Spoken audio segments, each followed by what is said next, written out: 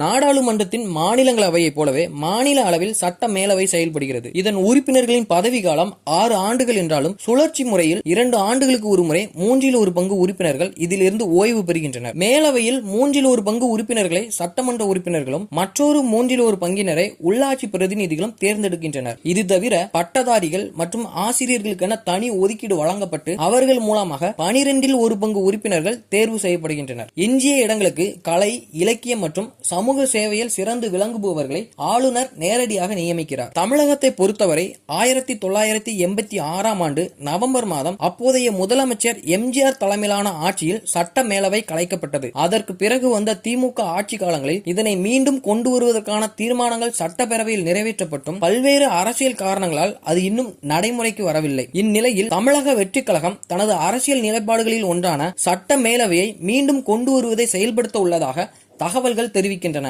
நேரடி தேர்தலில் போட்டியிட முடியாத துறை சார்ந்த நிபுணர்களை சட்டமியற்றும் பணியில் ஈடுபடுத்த இது ஒரு வாய்ப்பாக அமையும் என்பதே அரசியல் நோக்கர்களின் கருத்தாக உள்ளது.